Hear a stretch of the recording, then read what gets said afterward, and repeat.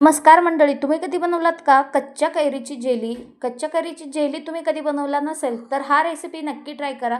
तुम्हाला समजेल इतकं सोपं रेसिपी आहे. अगदी 10 मिनिटात तयार होणारा हा कच्च्या कैरीचा जेली कसा बनवायचा ते पाहूयात. तर सर्वप्रथम आपण एक कच्ची कैरी घेणार आहोत. कच्ची कैरी घेऊन त्याची साल आपण काढून घ्यायचे. इथे तुम्ही पाहू शकता या पद्धतीने साल आपण काढून घ्यायचे.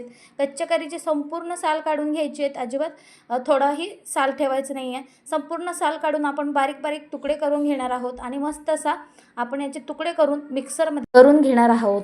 तुम्ही कधी बनवलात का अशी ही कच्च्या कैरीची जेली? बनवला नसाल तर नक्की ट्राय करा. तुम्हाला ही खूपच आवडेल अशी ही रेसिपी आहे आणि लहान मुलांना तर इतका आवडेल अशी ही जेली रेसिपी.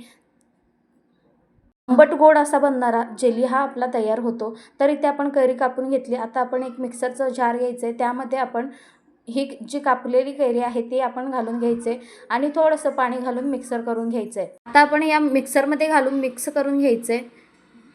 व्यवस्थित आपण मिक्सर करून घ्यायचं आहे आणि थोडंसं पाणी घालून मिक्सर करून घ्यायचं आहे आणि ते तोपर्यंत एक कढई ठेवून घ्यायचं आहे. कढई छान गरम होऊ द्यायचं आहे. कढई छान गरम झाली की त्यामध्ये जे पेस्ट आपण बनवून घेतलेले आहे ते आपण यामध्ये घालून घ्यायचं आणि व्यवस्थित मिक्स करून घ्यायचं. हाय फ्लेमवर आपण याला परतून घ्यायचं आहे. हाय फ्लेमवर आपण याला मस्त शिजवून घ्यायचं आहे आणि मस्त अशी परतून घ्यायची. एकदम जेलीसारखी चिकट चिकट होते ही मँगो कच्ची कैरी. आणि त्यानंतर आपण यामध्ये घालायचं आहे काळा मीठ, अर्धा चम्मच काळा मीठ आणि जिराचं अर्धा चम्मच जिरा पेस्ट आणि त्यानंतर घालणार आहोत आपण यामध्ये साखर, 2 चम्मच साखर यामध्ये घालणार आहोत आणि त्यानंतर इथे आपण थोडंसं फूड कलर यामध्ये घालणार आहोत आणि हे सगळं व्यवस्थित मिक्स करून घ्यायचं आहे. मस्त शिजवून घ्यायचं आहे आपल्याला.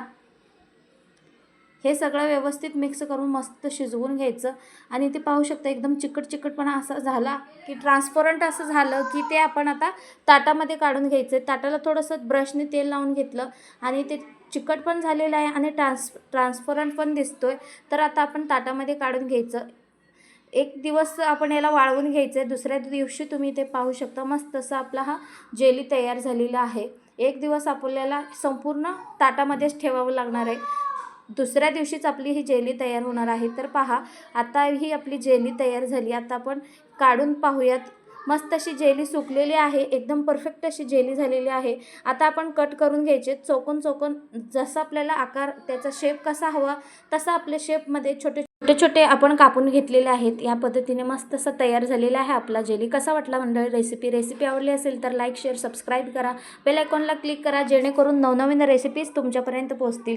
तर इथे पहा थोडंसं साखरेचा पेस्ट करून घेतलेला आहे ते आपण वरून थोडीशी घालून घ्यायची किंवा चाट मसाला घालून घ्या. मस्त तयार